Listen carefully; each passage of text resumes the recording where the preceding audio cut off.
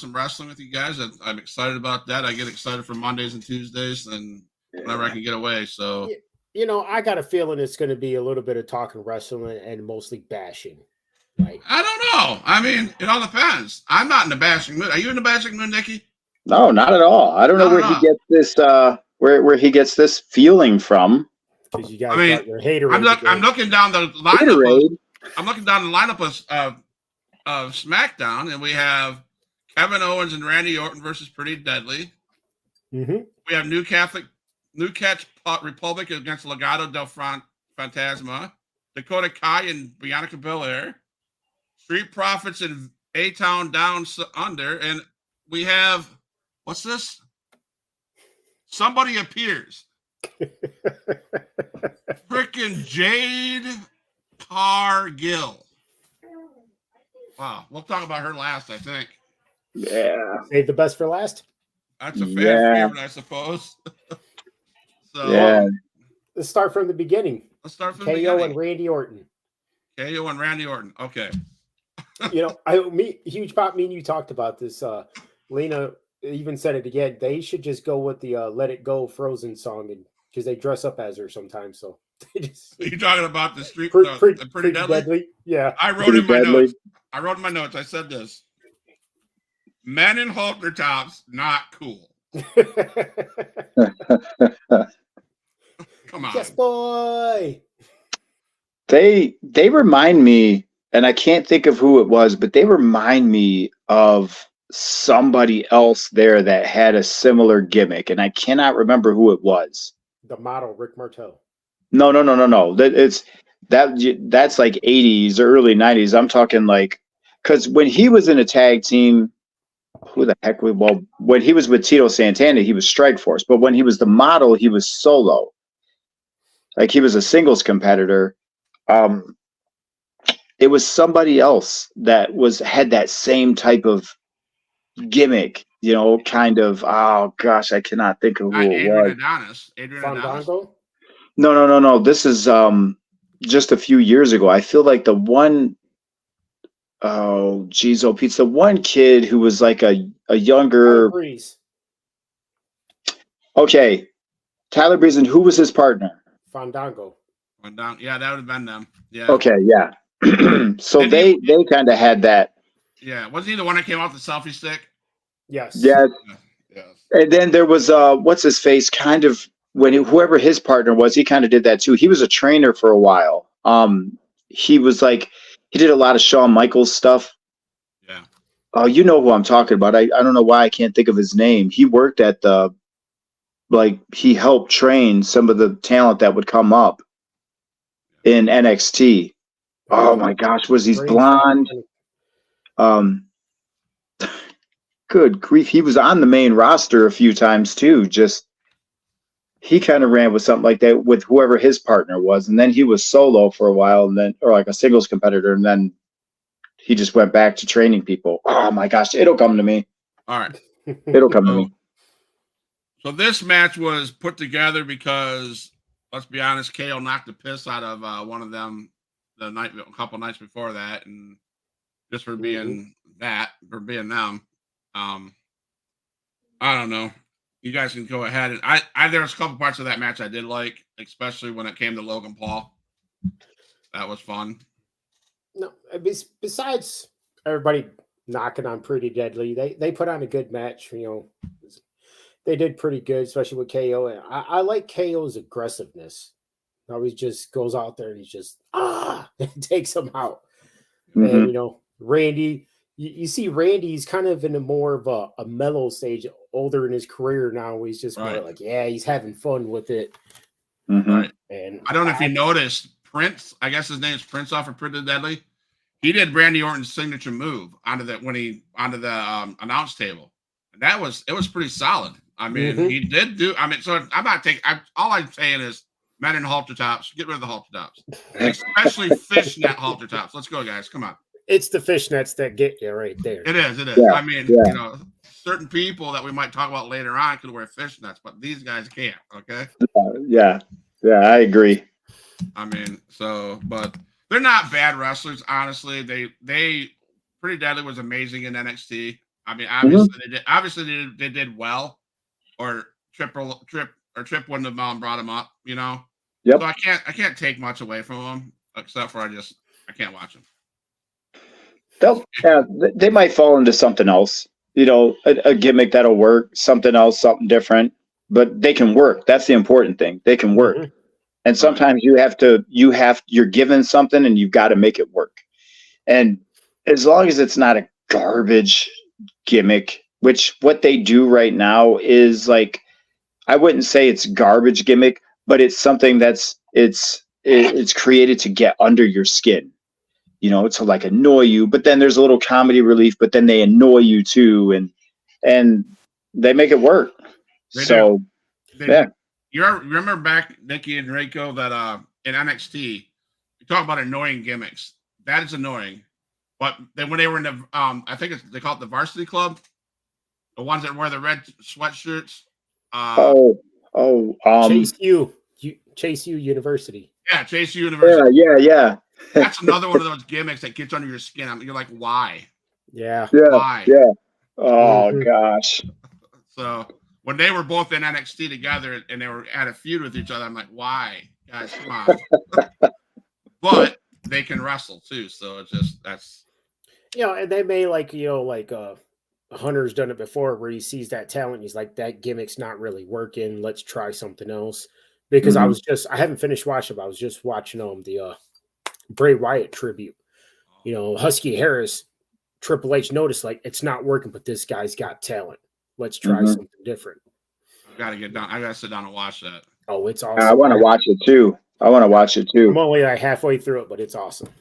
Isn't that crazy? He was Husky Harris, dude. Like, just he was one of those guys, that was part of like that invasion or whatever. The Nexus. Well, I'm pretty sure he was one of the ones that came with like Wade Barrett and Wade good.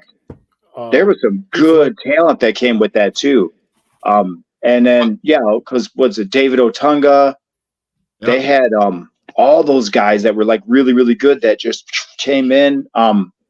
He was part of that, but he didn't stand out. You know what I mean? He wasn't like he was just one of the guys, bigger guy. Then you look what he did. He left for a while and he came back repackaged and he just lit the world on fire. So and he could work back then too, but yeah. Yeah, no, Husky Harris, that Nexus, that was a good angle that ran for a while. We could probably talk all day about angles that worked, and that's when they say Cena buried. That's when that there are people who say he buried that because of how it worked and their push and stuff like that, and he buried that whole thing. And I was like, no, he wouldn't do that. Cena gave people chances, but if you look back at it, they had that whole thing, and when they had that big match, and he just squashed, I shouldn't say squashed him, but he beat him. Right. And that was it. They just kind of faded away. And they were all so talented too. Like they were all so good. Like he had a match with David Otunga. I love David Otunga. And David Otunga got like 0 offensive moves.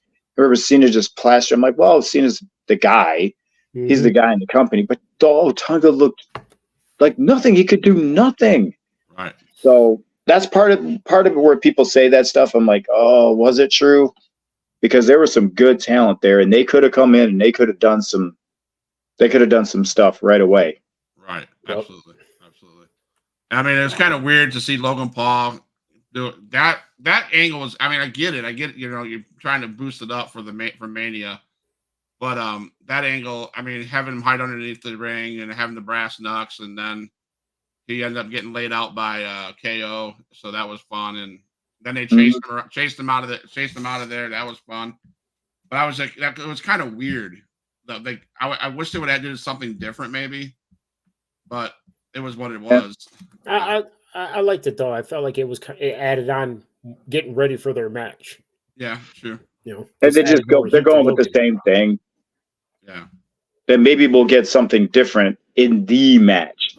Yes. But this one, they're just, hey, this works. Let's just keep with this whole thing. And you kind of get that feeling. So it's like, oh, he's always going to find a way to get the brass knuckles, or someone's going to slip him them or whatever. And then, so it's kind of like part of, it's like a prop that's part of the gimmick. You know what I mean? That's part of like what's going on. Mhm. But it's helping to build that up. So, but I think in the match, I don't know. Actually, maybe they will make an appearance, but it'll be cool. You know, it'll be something. Yeah. I look forward to that one. That dude is super good, way better than I thought. My daughters were like, "I hate that guy," because they see him on YouTube and stuff, and I'm like, hey, he's pretty good. Not Well, that bad. was before I watched him wrestle. I was like, man, what is he doing on here? And then you watch him wrestle. I'm like, okay. Oh, he got my respect when he went up against Ricochet. I was like, okay. I was okay. Oh yeah. Oh yeah. You go. You can go. Yep. You know, so Yep. Absolutely. but no, I would say the Logan, I mean the KO and Orton and the Pretty Deadly, that it was like about a B, B match. That's it why I wasn't give bad. it a B. It wasn't bad. No. So, He's good. yeah. So then we had the Street Profits and the A-Town Down Under. Go ahead, guys. My thing with the whole A-Town Down Under is Grayson Waller's great on the mic. He's a good wrestler too. But I feel like Austin Theory is just he's better by himself. Me personally, this is what I believe. He's better by himself. He's a great wrestler, and he can bring the heat on himself. Like I said, Grayson can talk really good on the mic, but Austin just brings the heat on himself, and he don't need to be in a tag team. Now, it was a good tag team match. Street Profits are freaking incredible. Mm-hmm. It's the Street Profits, man. Mm-hmm. And I see them putting a tag team title on them again. They should. They should. Absolutely. All I was going to say about that was you took the words right out of my mouth. The problem is Austin Theory has everything, just not the promos. Like he doesn't really have the promo. A little bit it's there, but it's not quite there yet. So they had to take and like put this whole, like Brock and Paul Heyman. But Brock couldn't really talk, so we're going to give him a mouthpiece. And it's Paul Heyman. And Paul Heyman would cut, he didn't give a crap. He'd come out and cut the promos and talk for him and stuff like that. He's his mouthpiece. So with Grayson, they put them together, and Waller, and that they work like that. But in the ring, and it's kind of sad to me because I saw him and I was like, this guy can do this. And I saw him in a match and I was like, oh, he's not bad, but he's not as good. If you really look at him, he's not as good as Austin Theory, like at all in the ring. I like him. He's better than me, but he's not as good. So Theory clearly is better. He can't talk as good as Grayson Waller. So that's I like that you said that, Rico. You took it right out of my mouth. That's why they're together, because they cover balance the each other out. Yeah, they balance each other out. That's why. And the Street Profits are able to work with anybody. Absolutely. That's why I was kind of disappointed. I've been saying a long time, and we have conversations all the time about it. The Street Profits are that good, and it's almost like they're used to put people over. Why not? They could have won that. This 6-pack tag match, they'd have been phenomenal in it. Oh yeah. Especially now that there's ladders in it. Dawson can fly. They both can fly. Oh yeah. And I'm like, so I was kind of like, but then they inserted Karrion Kross and the AOP in, and then now I get where they're going with that, but these guys they deserve a title shot down the road sometime soon. But did you see I'm trying to remember where I saw that where it said they're talking about it. They may be changing their minds on 8-Town Down Under. Just because they won doesn't mean they're going to go. Really? I didn't see that.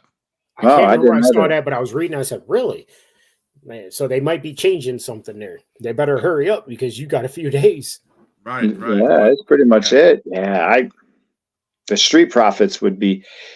Those guys they're great together, but they're really good apart too. So I feel like you only have this much, like a small window of time to utilize them as a tag team. Because even the Usos, okay, I love the Usos, but I don't like the Usos as individual competitors.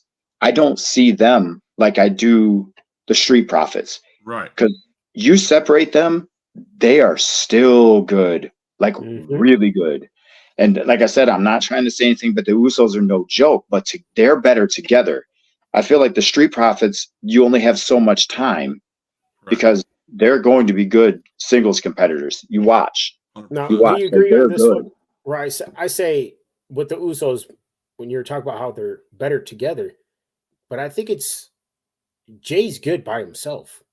I think it's Jimmy not knocking him, but I'm just saying he's not as good as Jay singles match in singles matches.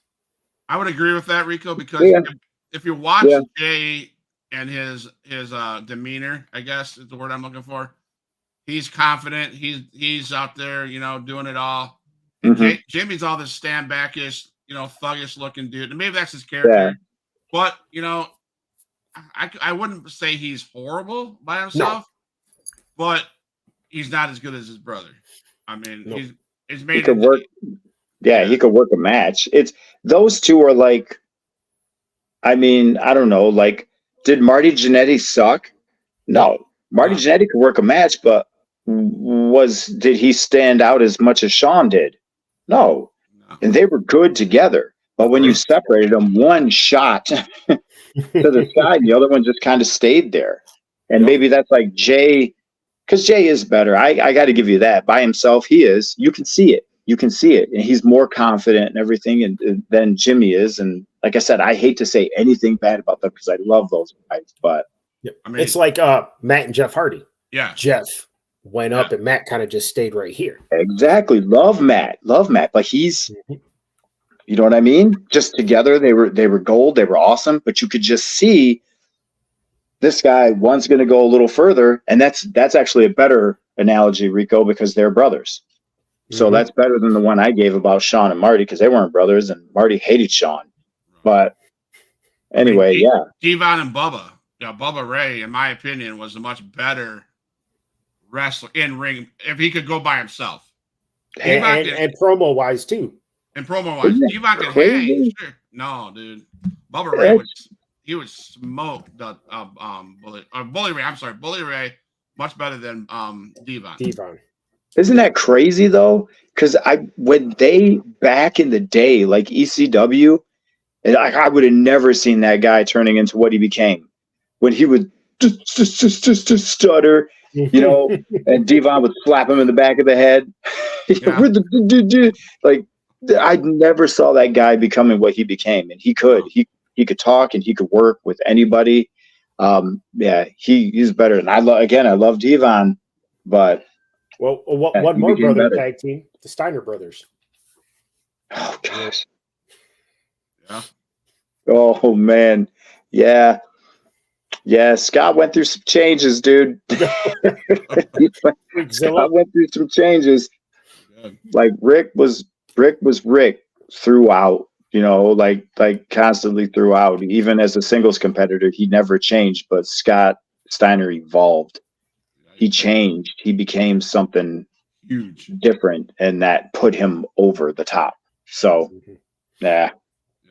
but pretty deadly. The Street Profits match. You see where Corey Graves got taken out? I think I missed that part. He got taken out. Go back and watch. He got taken out, and it made Wade Barrett was so happy, so amused. Those guys are money. I'm sorry. Their money and Raw announces their money. I mean, shoot. We've said it before. You have to have good commentators. You just it helps because you can have, like, say, a bad match, but the commentators can make it exciting. So where you're like, okay, they're making it good. Like Jerry and the King, or Jerry is the King. I know Jerry and JR. I meant to say. Yeah, those two together, you could have the most horrible match, and they would make it exciting. Yep, it's just. You got to have that extra added flavor like that. I think Corey Graves, like I remember when sorry, I won't laugh.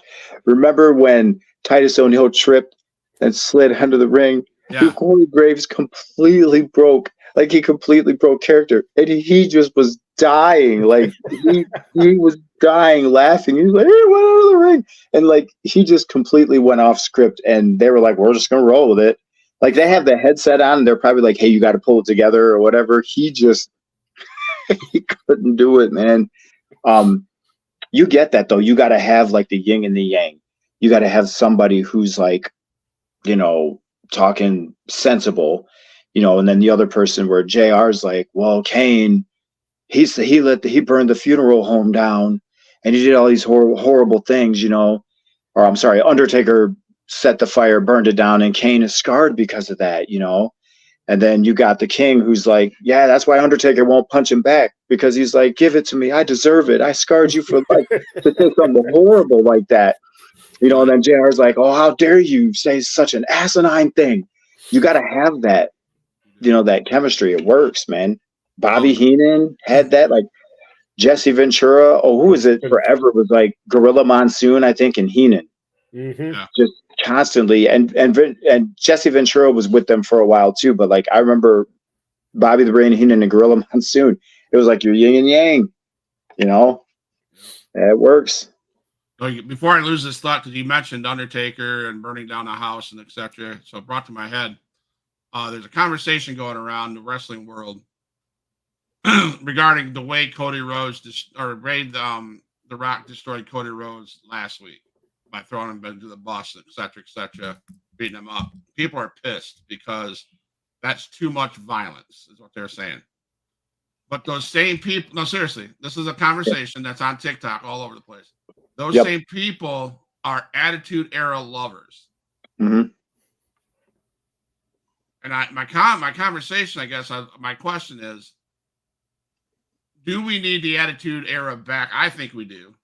And that what Rock did to Cody Rhodes brought, to me, it just made this story much better. Was it violent? Yes. But I think it's been missing from what, I think Rock's bringing it back. Bringing some of the stuff back that has been missing, and I hope it doesn't stop with just the Rock and that bloodline stuff. I hope if he's in charge of anything, I hope it trickles down, and I hope we see more of that Attitude Era stuff, especially going into the Netflix channel in June. Mm-hmm. Yep. So I don't know. You're right, because he's not a PG era guy.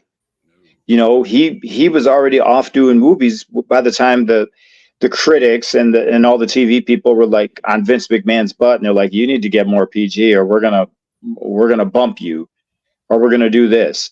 And so they became more PG, certainly on SmackDown. Raw, they got a little leeway, and then they had to switch networks because they were, they were USA, and then they were on TNN, and then they switched from TNN back to USA because TNN was forcing them to get PG. So they went back to USA where they had a little more freedom. That stuff works, man. Because again, we've talked about this many times. If the fans don't believe it and they don't buy it, then they're not going to buy it. Literally, they have to be invested in it, So yeah, I don't think it was violent, but who cares? Yeah, I mean, gosh, man, you think about when we were kids, dude. You watched Jake Roberts take, tie Macho Man Randy Savage up in the ropes and take his freaking snake out of the bag and have it bite him. Yep. I had nightmares about that for weeks. Yep. Like, oh my gosh, it's biting him for real. Like I was scarred, but it worked, dude. Like you need that stuff. Mick Foley getting body slammed on thumbtacks, barbed wire bats, like stuff like that. It's War of the Room matches with him and Kane. That's just Mankind and Kane. I mean, that's. Oh yeah. No, it was just these people. They love Attitude Era, but they thought that was too much. How was that too much? He just put a beat down, kind of proving a point. It depends. Lay you out. It depends, because some people, there were different things that happened in the Attitude Era that people didn't care for. Look at the women's division. And I'm sure there are a lot of women who didn't care for what the ladies division was like in the Attitude Era, because before you had pioneers who really pushed the boundaries and like Trish and Lita, to where they actually were like, okay, well, we got to take these ladies serious. They were like sex objects. They were just up there. Like Vince was like, you're going to have a lingerie match, or you're going to have, mud wrestling matches. A lot of that stuff happened in the Attitude Era. And it was like, you know what I mean? It didn't do any, certainly for the female competitors that wanted to be like taken seriously. So those were things about the Attitude Era that were bad. But again, you had to have those ones who pushed through that, because Trish had to go through her crap. She had to be used as like just that sex symbol, just the pretty face, and to come out and all that stuff, and then started out to not be taken seriously at all, to bust in her butt and like, wow, she is really good. She's come a long ways, and to do what she did. And that's why I say she was a pioneer. Lita was a pioneer because Lita was just a manager. She was just like, she was a nobody. She was just, oh, she's cute. You know, she's this, she's that. Like, no, she's a serious competitor. They fought for that, you know, and then you had the Bellas who were like there, and then they came in and whatever. About them in the ring is a different story. But, you know, there were some things about the Attitude Era that were like, but as far as like what was happening, the stories, and how far they went. Some of that stuff, though, Mick Foley didn't have permission. No, he didn't have permission. But the problem, and like I remember Jim Cornette was talking about this. The problem was that everybody liked him so much, you didn't want to be mad at him. So it was like, you want to be like, why did you do that? And most of the time, he didn't put anybody else at risk but himself. So he wasn't like, hey, I want you to go through this table that's on fire. Oh, by the way, there's going to be spikes underneath it or something like that. You know, he'd be like, hey, will you knock me through that? Right. And they're like, okay, Mick. And again, he's like, it'll be great. It'll be great. And they didn't want to, but they're like, oh gosh, I'll do it because I like him. So it's like, some of that stuff he didn't have permission for, dude, but he just, Attitude Era. What I was going to say, when you're talking about Trish and Lita, like Trish showed like, hey, women can wrestle. Let us wrestle. We can do this really good. Lita showed that edgier side. Like, hey, I could do the flips and everything too. Got a woman doing moonsaults off the top rope. Just looking phenomenal. Yep. Back in the day, Lita was my girl, man. She was fun to watch. And you could see it too. When she was doing, even when she was managing the Hardys. And I don't remember who it was, but they were on the ladder and she jumped off the rope, like outside the ring, and she hurricanranaed somebody and she landed on the floor. Like after throwing this dude off through a table, I was like, that chick is a machine. Yep. She's a machine, dude. She was different kind of crazy. 100%. Oh, yeah, man. The Attitude Era was dope for stuff like that. Yeah. When you're talking about the people complaining about it, I remember seeing something. I just found it because they're talking about, you know, like AEW uses blood a lot. And so they're talking about here going forward, it's going to be used very rarely, but they're going to use it. It's not like it was before where there's no blood. They're going to have it once in a while, but not as much as AEW does. Oh, they would hide that crap. Remember Finn Balor got busted open in his match with Edge? Yep. And that for the while, like nothing was happening. It's because he was getting stitched up. They literally stitched him up and cleaned him up during the match so that blood wasn't shown on that pay-per-view. Can you believe that? So Finn had to lay there and get stitched up really quick while Edge was like, I don't know, selling to the crowd or doing whatever. Like that's how anti-blood they were. Or are. They still are. I don't know if they're actually going to do that. They don't. Yeah, I don't know. That was the Cody Rhodes Rock thing was the most blood I've seen in a long time. Mm-hmm. But I think, and again, it comes back to who's in charge. You know, I think the Rock needs that Attitude Era back or wants that back. Mm-hmm. And unfortunately, people love him or hate him. I don't, know whatever. But since he's been back, he's made a difference. It's been crazy. It's been more crazier, wild stuff. But it all depends on what kind of stuff you like. I don't know. Yeah, Hunter was an Attitude Era guy too. Mm-hmm.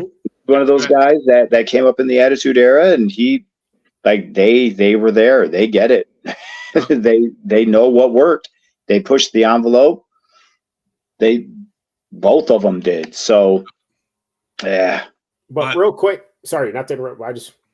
When you're talking about how The Rock, cutting that promo, beating Cody down, to listen to him talk and stuff, and they're just letting him say whatever he wanted to say. I said, that sounds like a certain somebody might just want to come over here so he can say whatever he wants to say. Mr. MJF. I'm telling you guys, I think we are in for one hell of a shocker. I'm the one who doesn't see that. I would be shocked because I don't see that happening. Really? I don't see that happening. I don't know. He can do it without all the colorful language that he's allowed to use in AEW because he can work. He can work and he can cut killer promos, and his character is insane. Mm-hmm. So he can do it. I don't think that they will get him. That's all I'm saying. I don't think he'll be with the WWE. I agree. I would agree with you, Nikki D. And like a month ago, maybe 2 weeks ago, I would have said, yeah, you're probably right. Did you hear something? No, but I'm just seeing Rock has brought something to the WWE. If he's in charge with TKO, like everybody says he is, yeah, you're gonna see something different, and maybe it's gonna open up that alleyway or that path for MJF to come right in and fit right in. Mm-hmm. I will say this: I mean, I've seen pictures of AEW crowds. Okay, just for example, yeah. I'm MJF. I don't want to be there. I'm gonna next time I see this picture, I'm gonna capture them and send you guys. There are hardly anybody in those arenas on AEW. Hardly anybody. Wow. There's a lot of blacked out areas, but people scan over, there's people maybe 17, 20 rows deep, and that's it. Yeah, they make it look full with the camera angles. Oh, wow. And if I'm MJF, as good as he is, which he is good, I can't stand the man. That's why he's so good. Is because you know what I'm saying? If he's, I can't stand him, so he's doing his job. Yep. And dang it, if I was him, I wouldn't be that would be easy decision. I'd be saying, okay, yeah, I'm going to go where I can get seen, I can be noticed. Wow. I mean, I have a feeling that's why you're going to see Moxley not be around AEW much longer. He's in New Japan right now doing what he's doing, and I'm sorry. Maybe I'm a optimistic storyteller, but I want to see Moxley, Seth, and Roman Reigns reunite as part of the Bloodline storyline. Wow! I would love to see that. Wow! As part of the Bloodline. So you think that even Seth, like he is now, with all the heat that he has with Roman and all of that, and the egos would actually come together and join? That would be a shocker. I think we're getting worked big time. Really? Yes. I think that would be a shocker. I think we're going to see a different Seth Rollins at WrestleMania night 2. Really? Ooh, I hope you're right, because I would fall off of my couch.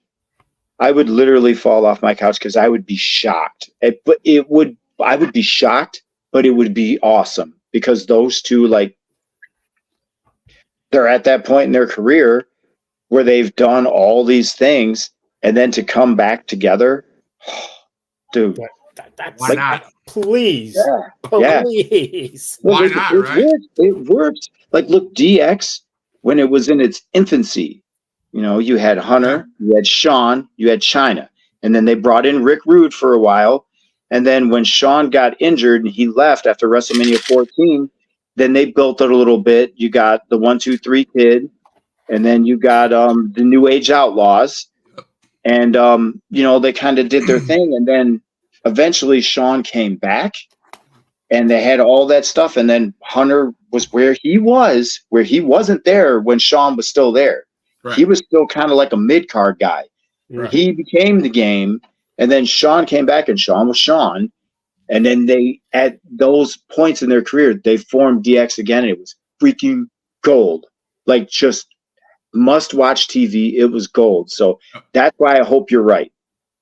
That's why I hope you're right. Because at those points where they're at right now, and if they put that aside Like you got to take and put your ego aside because you got to be willing to share that spotlight with somebody else. Yes. And if they're like Hunter and Sean were able to do that, you know, at their, even though they both were still big at that time, come together and make magic, dude. I would love if you were right. I would love it. I'm probably wrong, but I mean, like again, it's fantasy booking. I know Seth is whatever. Mm-hmm. What I would see happen would be Roman Reigns loses his belt, say at WrestleMania. He's going to be gone for a while, a couple months. Moxley's already kind of separating himself, doing his other things away from AEW.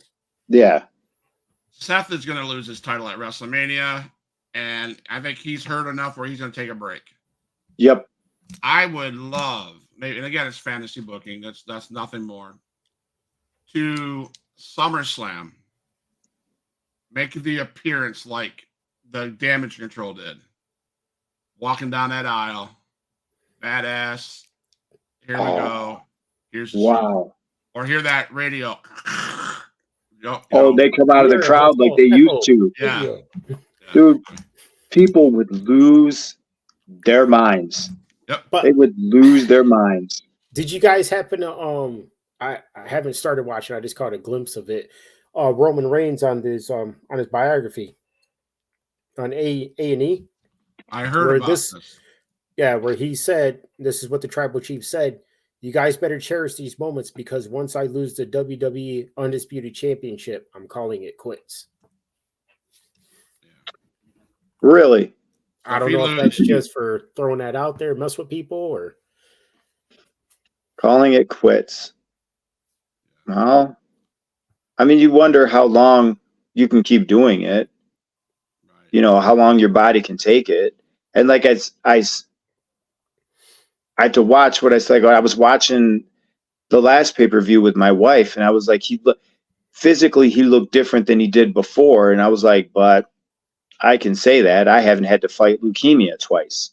Right. You know, that crap, I'm sure, takes a toll on you. So maybe he's telling the truth, but I would love if they would just do one more ride. That would be something, because that's less work.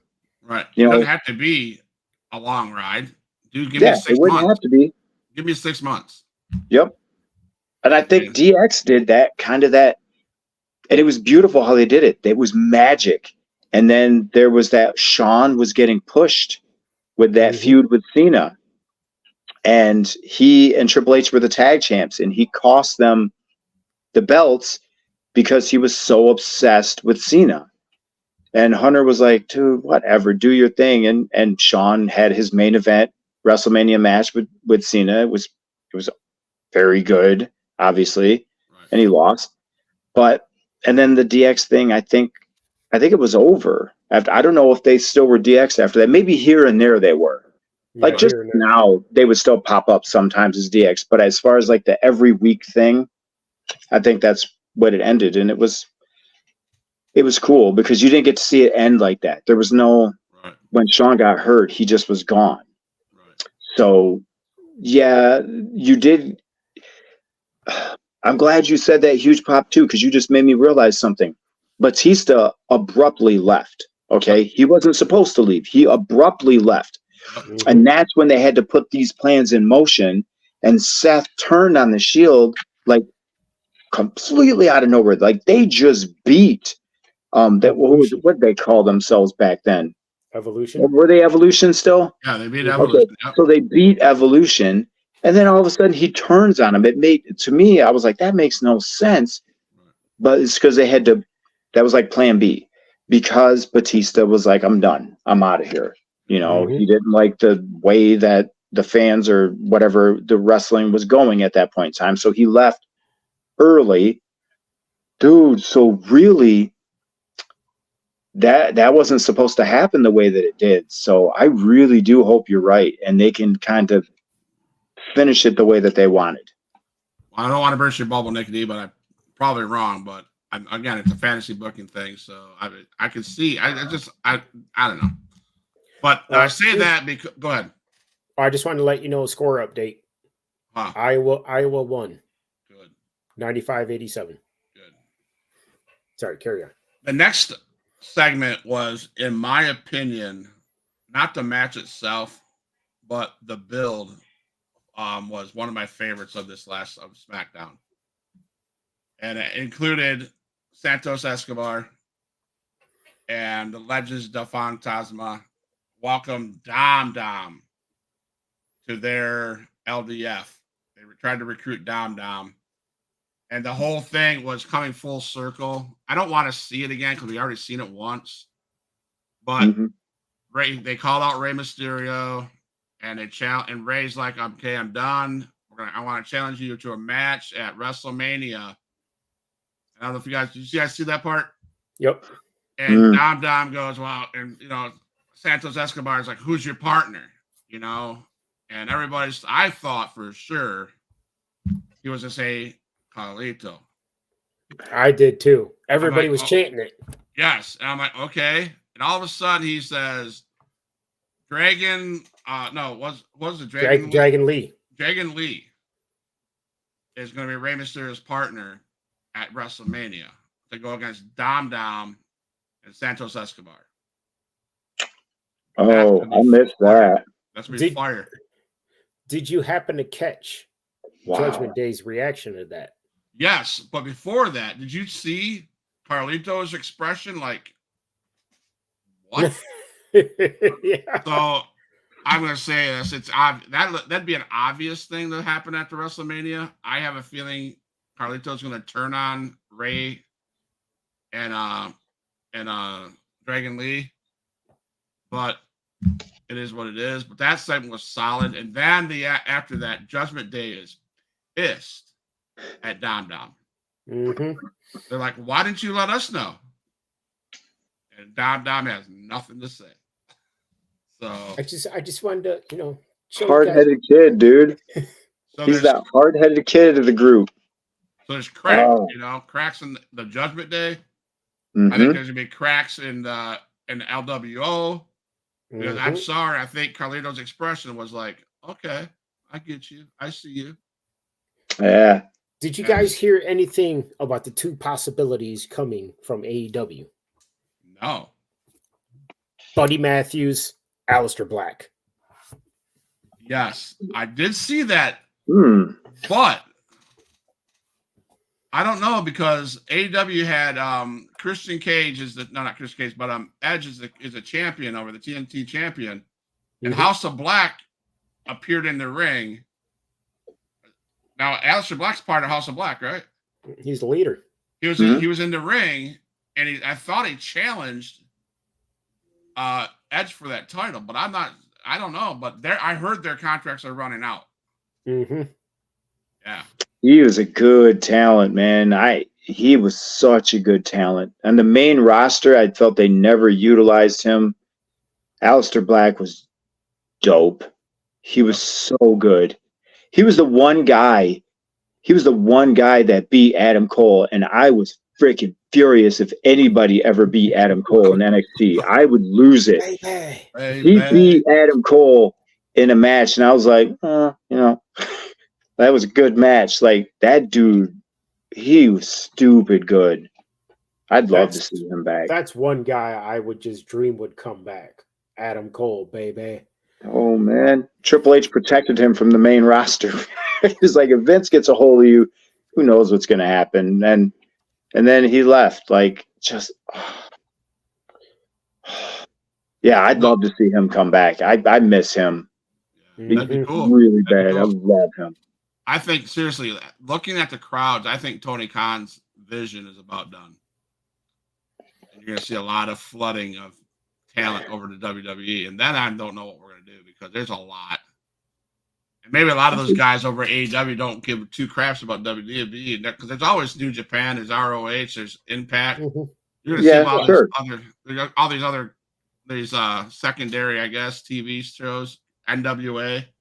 They're gonna get talent, and I think that's what's gonna.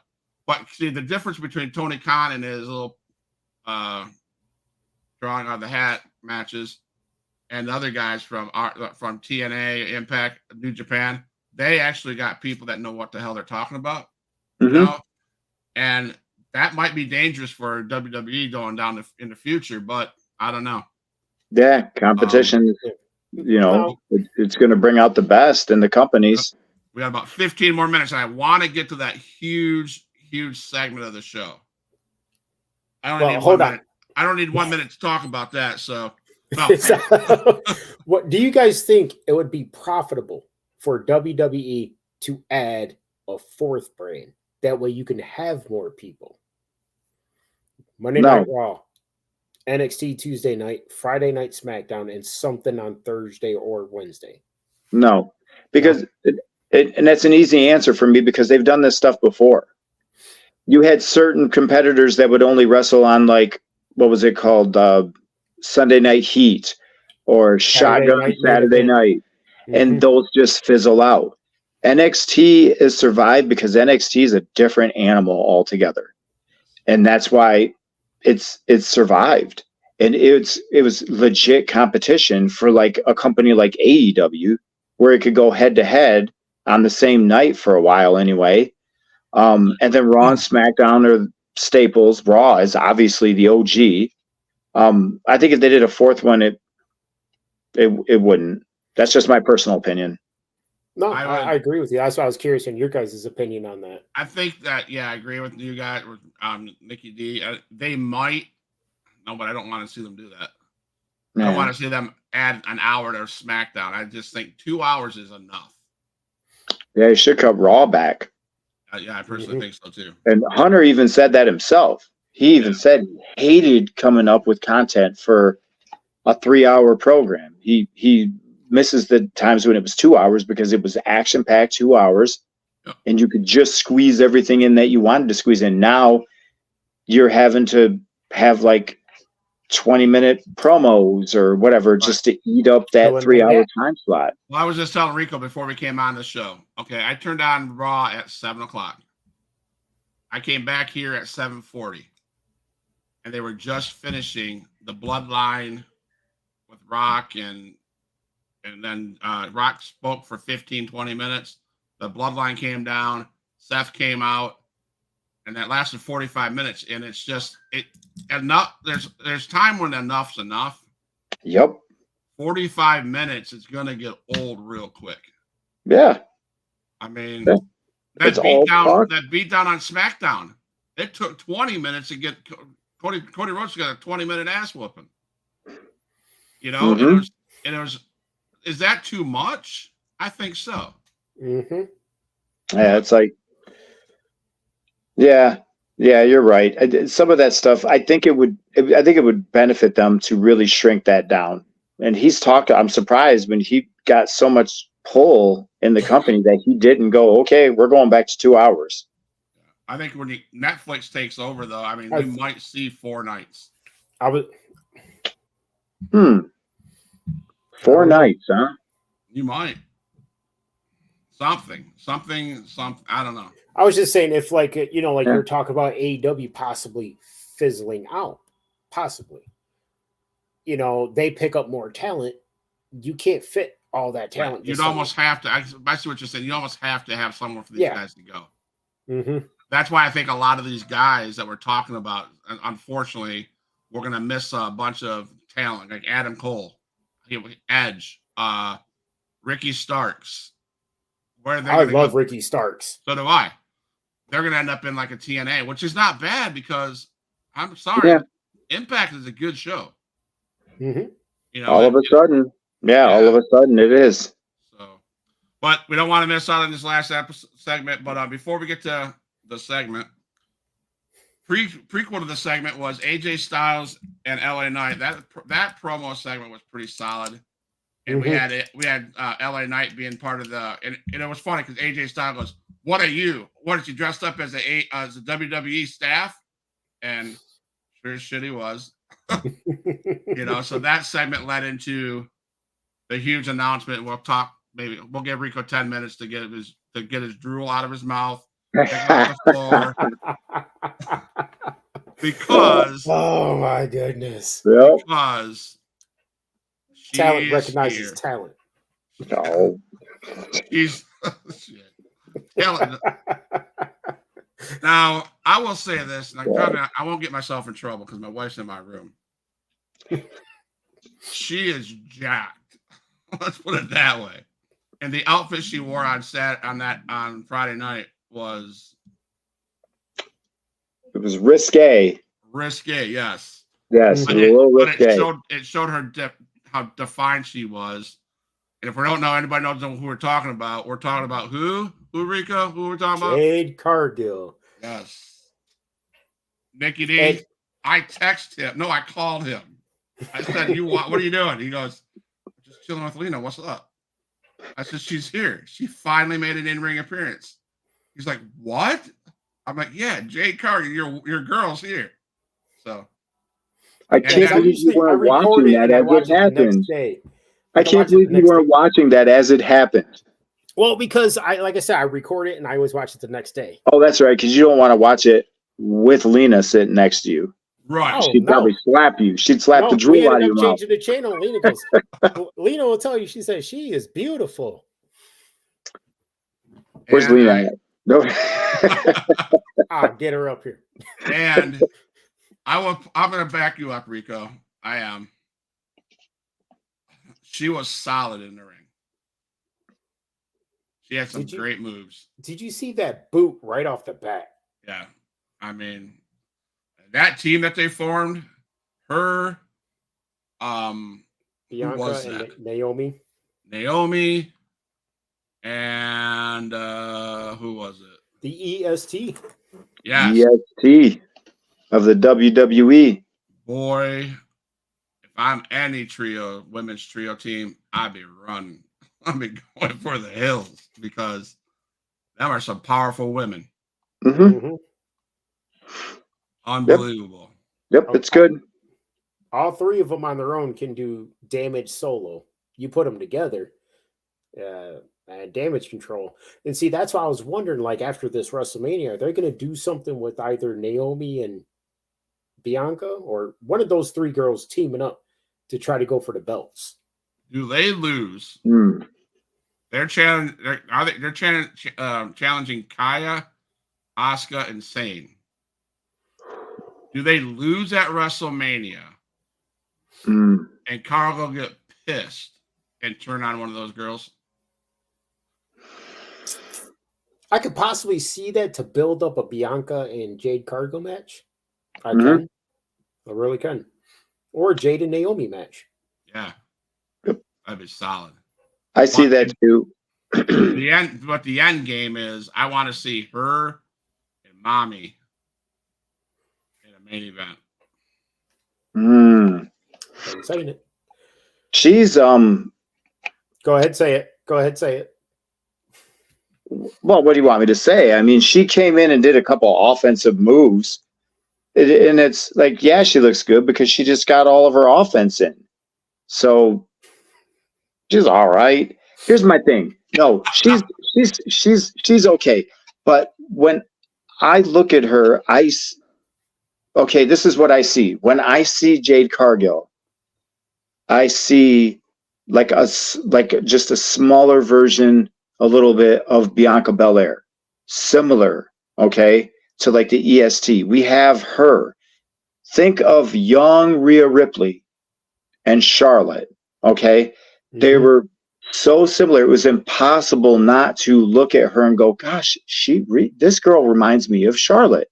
So what did Rhea do? She recreated herself. She got her own thing. Now, I'm not saying it's like exactly alike, but you want to see this fight and stuff like that. Maybe what Huge Pop said happens. They lose and Cargill flips out and turns on her. And then she because she still kind of reminds me a little, not so much because she has her own thing, but you've got the powerhouse, like you're looking for a powerhouse and stuff. That's Bianca Belair.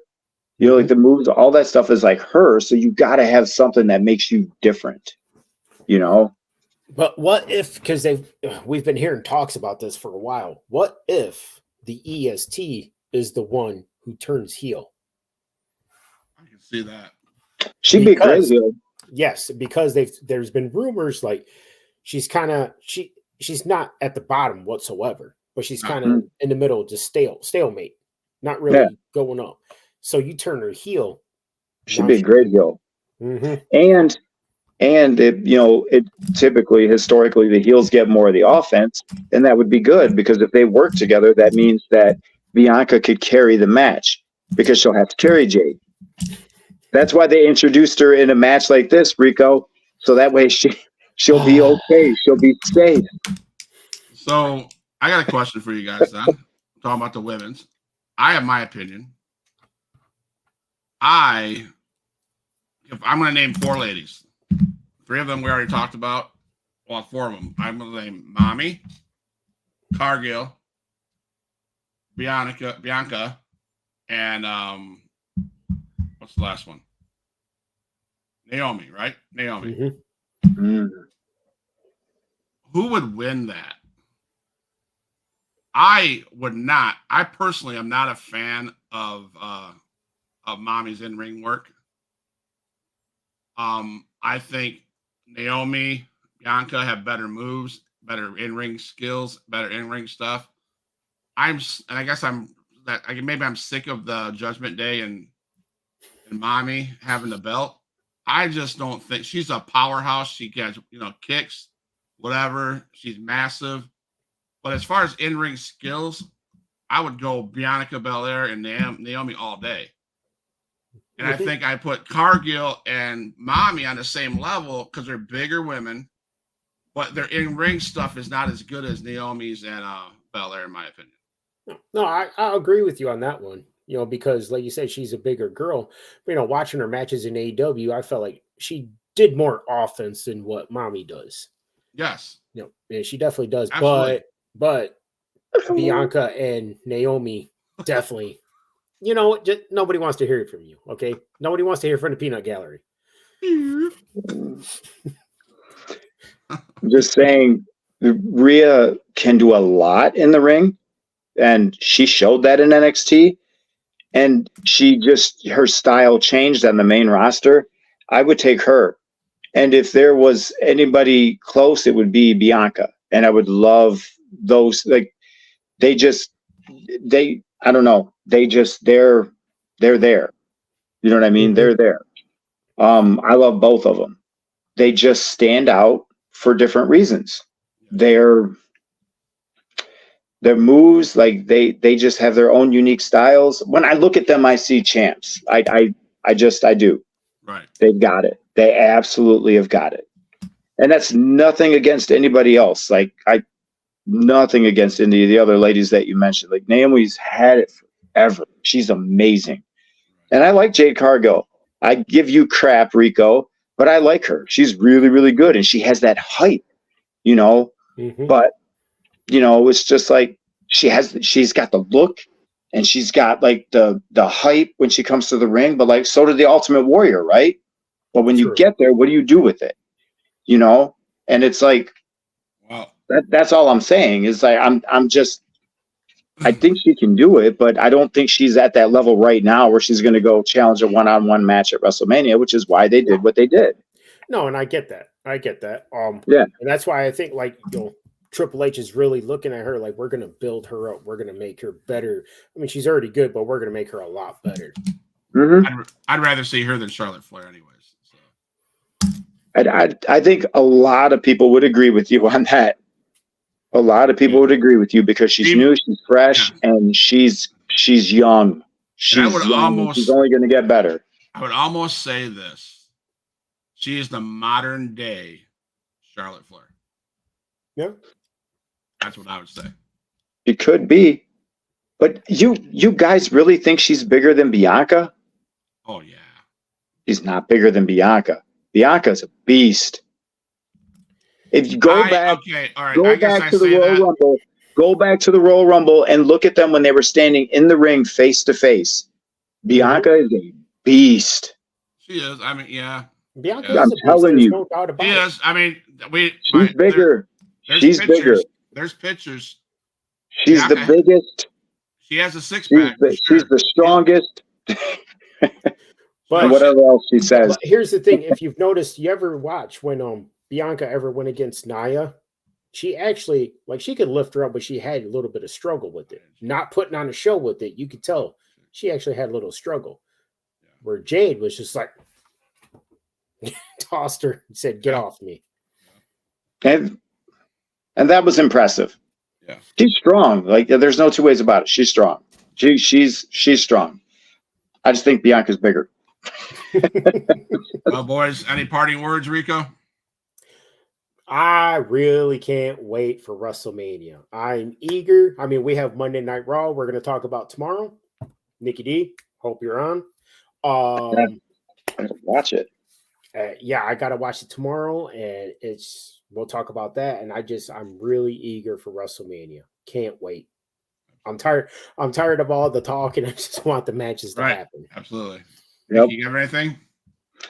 No, I praise the Lord that the battery made it. I'm at 2% right now. All right. Nice. So, tomorrow night we're going to talk about Raw. We'll have a special guest on from I don't know if you remember him, Nikki D, Sin from the Syndicate, an independent wrestling promotion up in Illinois area. He'll be on here. He has a special announcement. We're going to give him a little bit of time, tribute for him. I won't say what he's going to do, but obviously we know what he's going to do if you put the dots together. And then WrestleMania is this weekend. I don't know what's on the schedule for. I think there's a guest, maybe.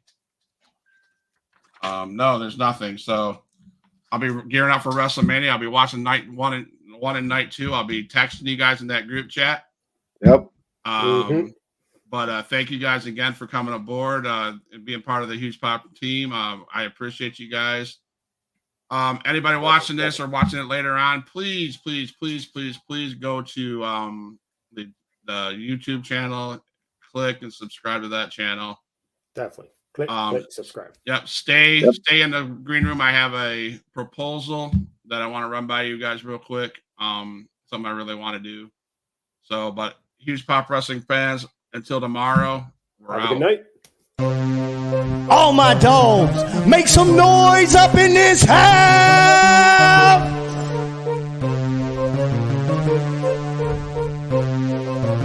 Who is in the house? Who is in the house? It's the gangster of destruction, so you know what's going down. And when the drive-by's coming, then you better hit the grind. Cause when your body hits the canvas, then your head is knocked out. Who is in the house? Who is in the house? It's the gangster of destruction, so you know what's going down. And when the drive-by's coming, then you better hit the grind. Cause when your body hits the canvas, then your head is knocked out. Fight with Adrian Whisper is like a fight with the devil, because when he's dealing with you, you cannot get on this level. Fight with Adrian Whisper is like a fight with a king. It's like a fight with an army. They got the tanks and everything. He's leaving bruises and stitches, possibly leaving you crippled. Cause when he sets up the table and sends you straight through the middle. Six sadistic free, beat that ass with a light bulb. Leave a piece of glass embedded in the back of your skull. Who is in the house? Who is in the house? It's the gangster of destruction, so you know what's going down. And when the drive-by's coming, then you better hit the ground. Cause when your body hits the canvas, then your ass is knocked out. Who is in the house? Who is in the house? It's the gangster of